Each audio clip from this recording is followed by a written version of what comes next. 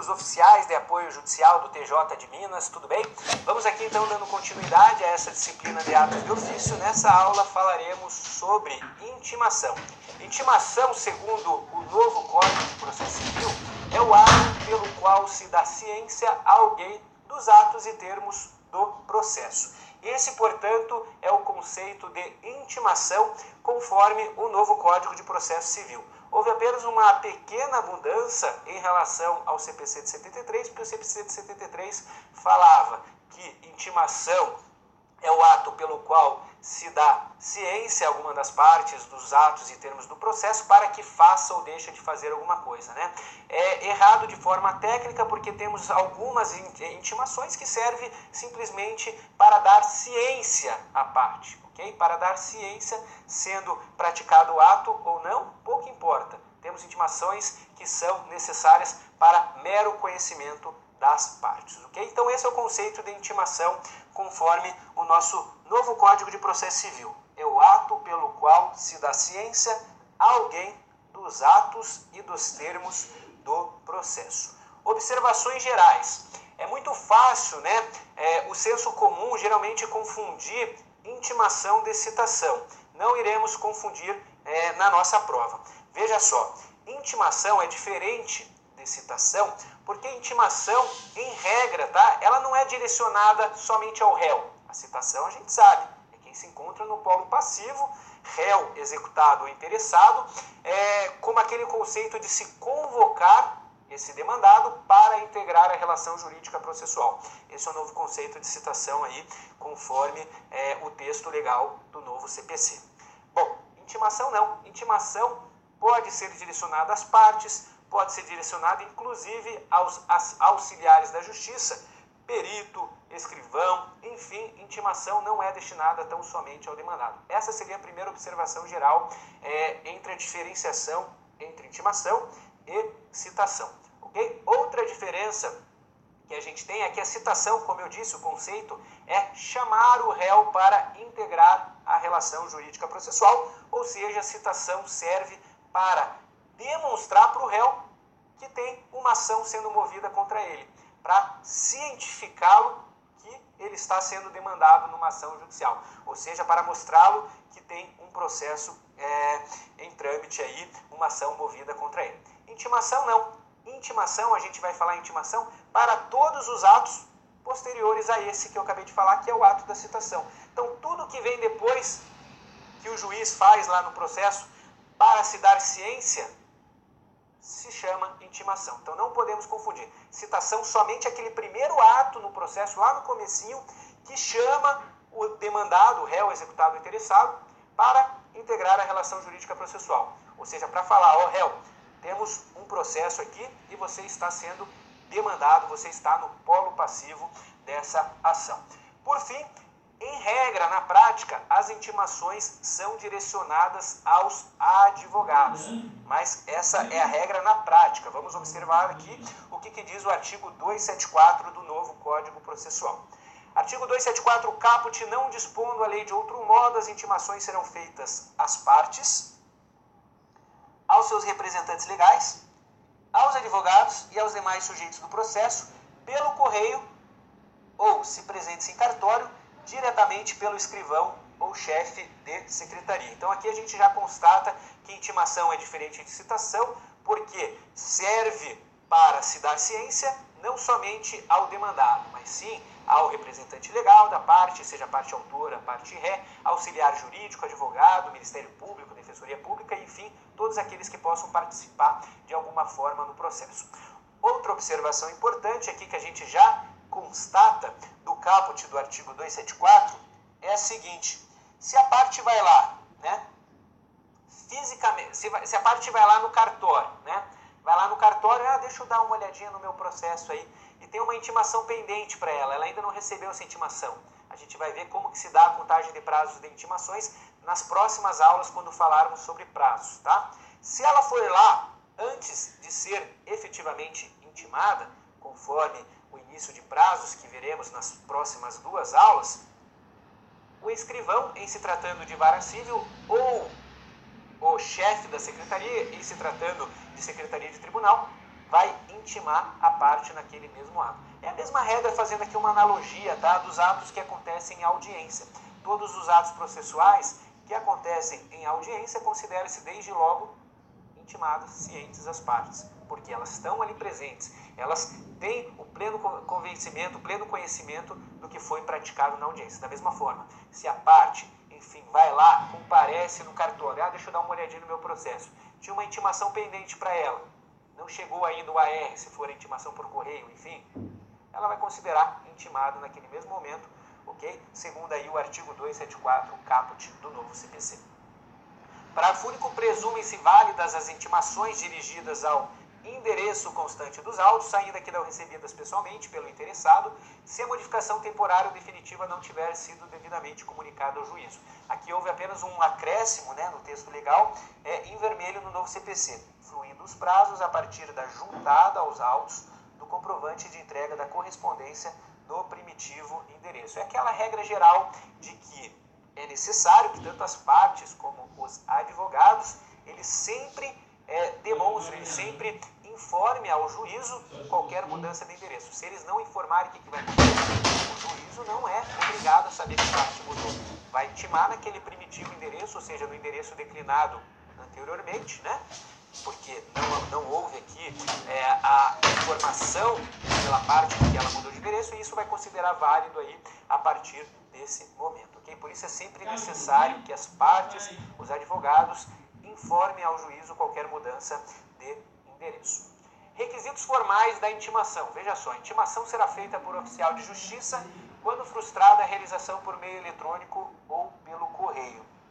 A regra geral é de que as intimações elas serão preferencialmente enviadas eletronicamente. Isso é claro se eu tiver um processo eletrônico.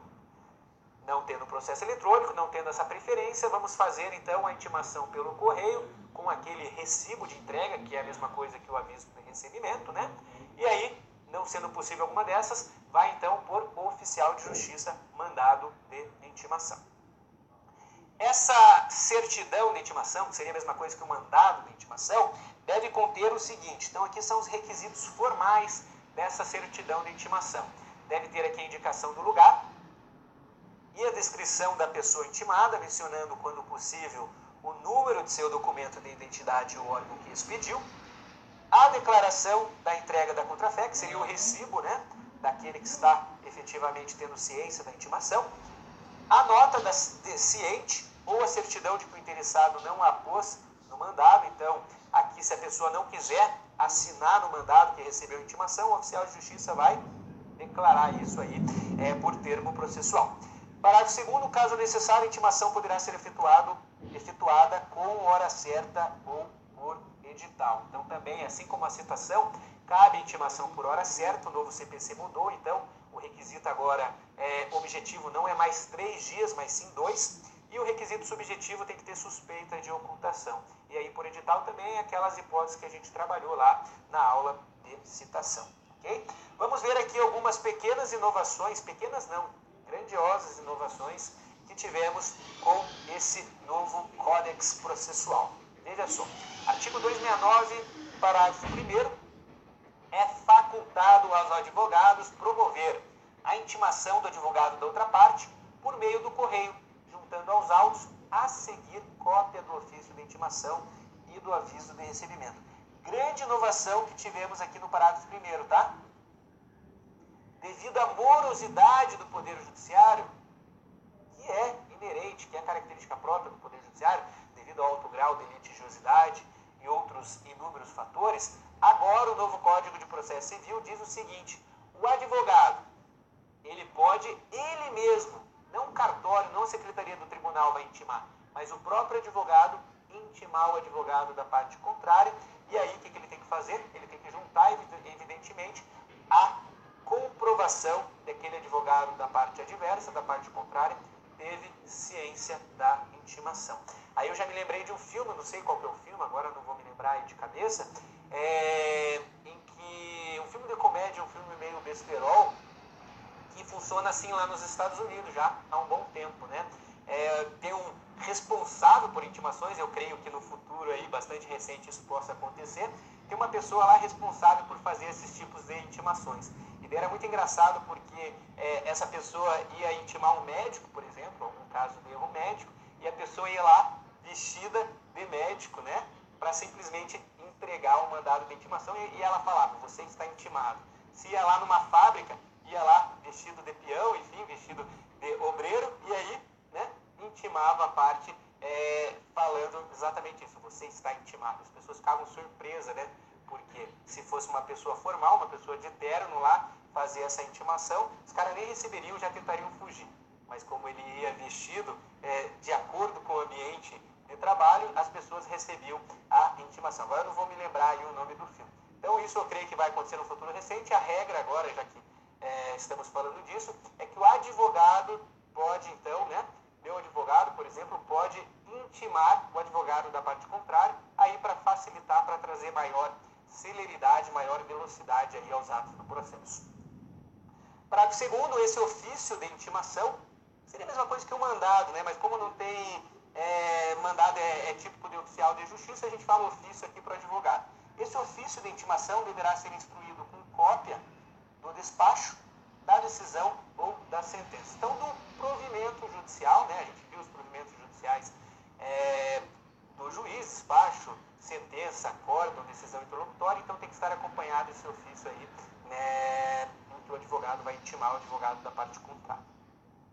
Parágrafo terceiro, a intimação da União, dos Estados, do Distrito Federal, dos municípios e de suas respectivas autarquias e fundações de direito público será realizada perante o órgão de advocacia pública responsável por sua representação judicial. Então aqui uma característica nova também, que não tínhamos previsão específica no CPC de 73. Outras inovações, parágrafo 1º, os advogados poderão requerer que, na intimação a eles dirigidas, figure apenas o nome da sociedade a que pertençam, desde que devidamente registrada na Ordem dos Advogados do Brasil.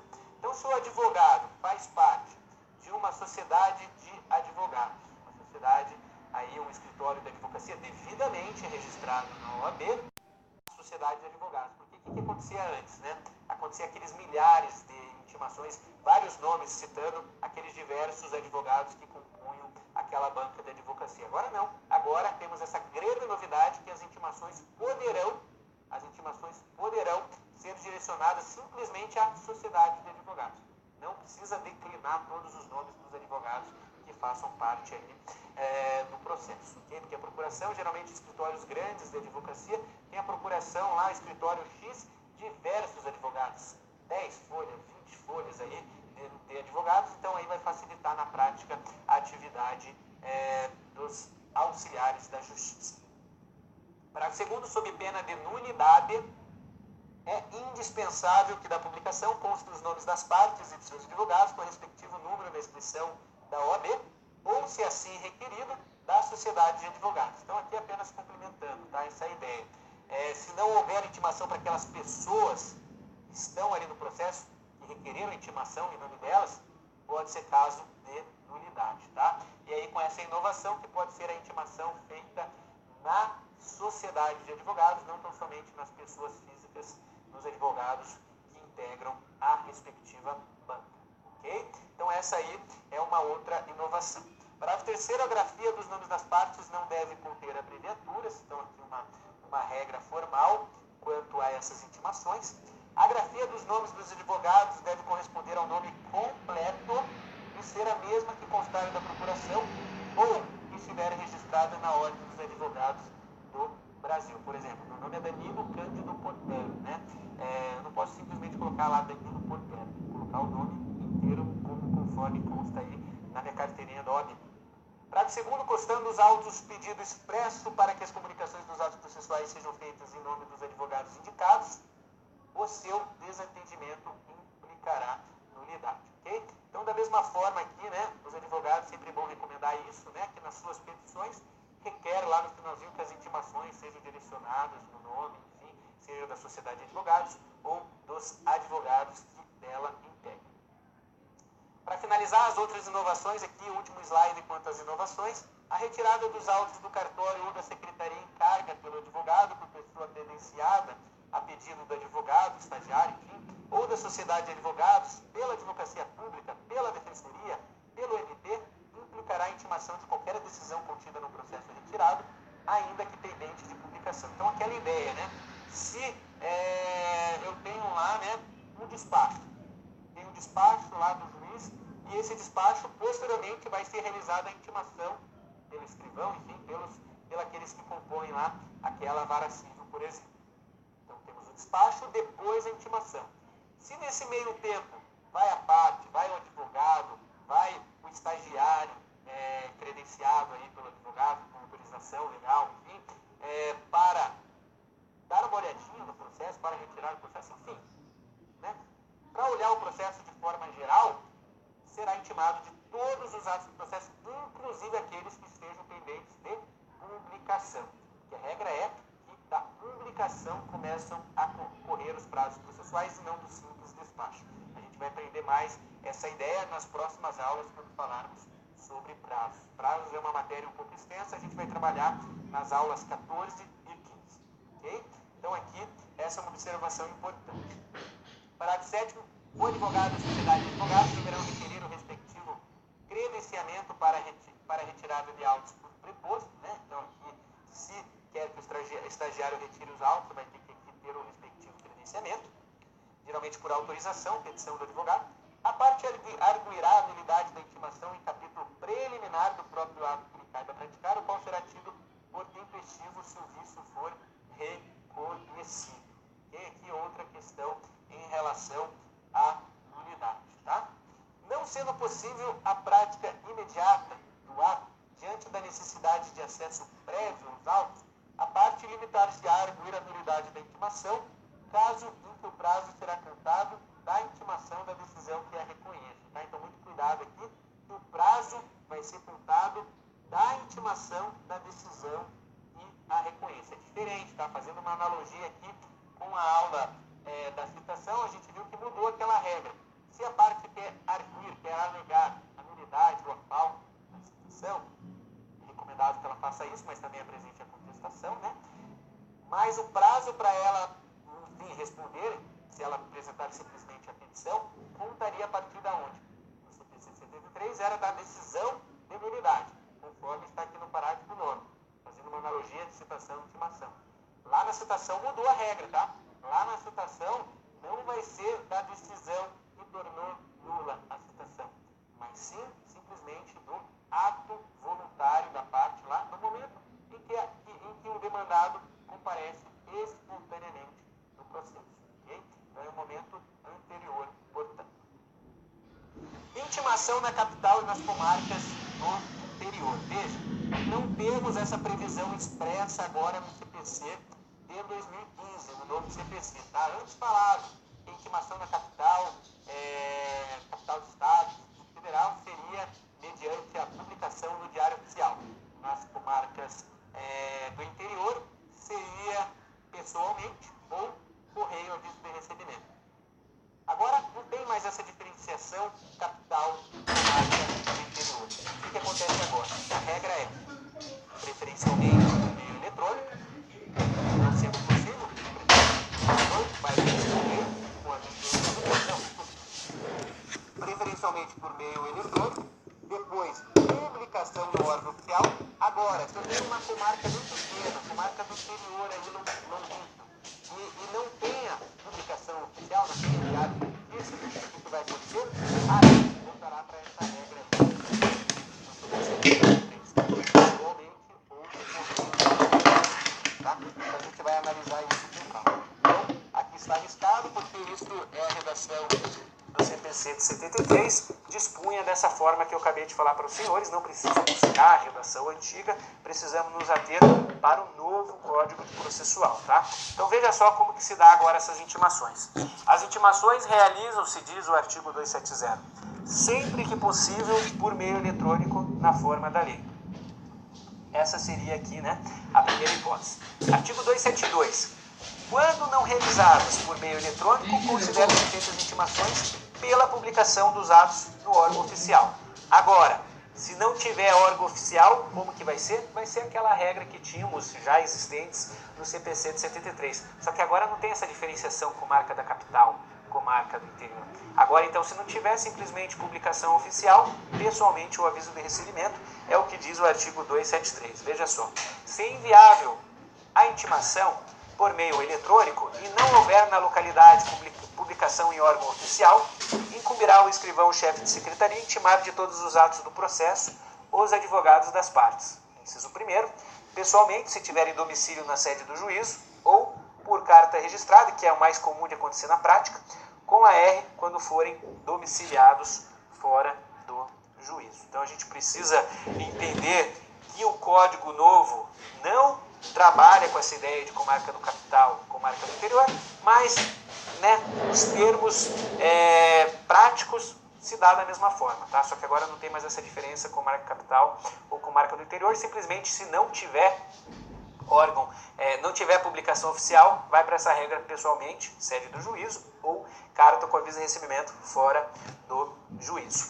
Vamos agora aqui partir para a análise final, que seria o último item dessa aula, o último bloco, portanto, intimação do Ministério Público. As intimações do Ministério Público, eles são a primeira regra geral. As intimações realizam-se sempre que possível por meio eletrônico na forma da lei. Aplica-se ao Ministério Público, à Defensoria e à Advocacia Pública o disposto no parágrafo 1º do artigo 246. Seria aquela regra do processo eletrônico, que as empresas públicas, empresas federais, têm que ter cadastro, têm que ser credenciada no Poder Judiciário. Veja só, com exceção das microempresas, das empresas de pequeno porte, as empresas públicas e privadas são obrigadas a manter cadastro nos sistemas de processo em autos eletrônicos, para efeitos de recebimento de citações e intimações, as quais serão efetuadas preferencialmente por esse meio. Então essa regra também vale, tá? Essa regra das empresas aí, sem ser empresa de pequeno porte, microempresa, o credenciamento junto ao sistema do processo eletrônico do respectivo tribunal, vale também para a Advocacia Pública, vale também para a Defensoria Pública e para o Ministério Público. Então a regra é intimação eletrônica, essa é a regra, tá? Isso vale tanto para a Advocacia Privada, Advocacia Pública e, como visto aqui, ao MP, ao PART.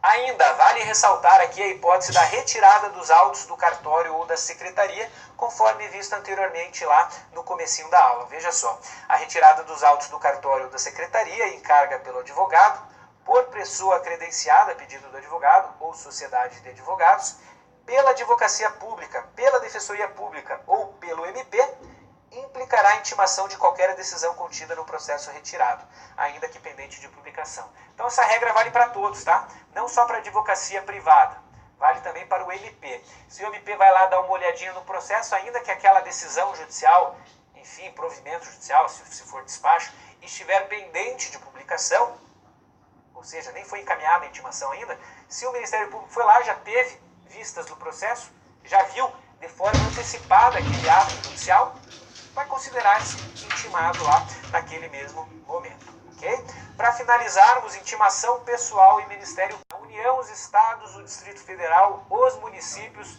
e suas respectivas autarquias e fundações de direito público gozarão de prazo em dobro para todas as suas manifestações processuais, cuja contagem terá início a partir da intimação pessoal. O que é intimação pessoal? Aí o parágrafo 1º vai dizer, intimação pessoal é tanto por carga do processo, então retirada do processo, remessa do processo para a secretaria, para o setor administrativo do Ministério Público, enfim, ou por meio eletrônico, tá?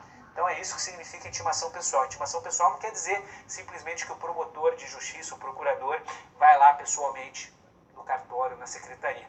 Não, intimação pessoal vale também para meio eletrônico de intimação, vale tanto para a carga do processo ou remessa do processo lá para o setor competente do Ministério Público. Parágrafo 2º, não se aplica o benefício da contagem em dobro quando a lei estabelecer de forma expressa prazo para o ente público. Não precisa decorar essa parte aqui, tá, do caput do parágrafo 2º, porque isso será objeto aí das nossas aulas sobre prazo. Só queria ressaltar aqui no que tange a intimação, devia estar indicado, tá? Em relação à intimação pessoal.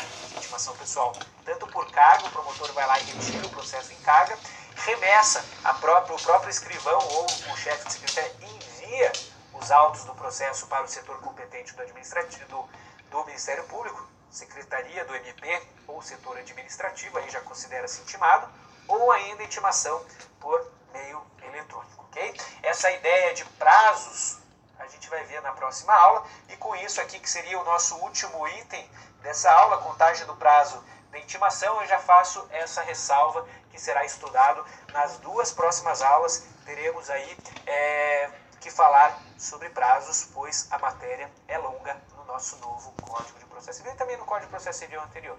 Ok? Com isso aí finalizamos essa aula de número 13. Próxima aula, conforme mencionado inúmeras vezes, falaremos aí sobre prazos processuais. Um grande abraço e até lá!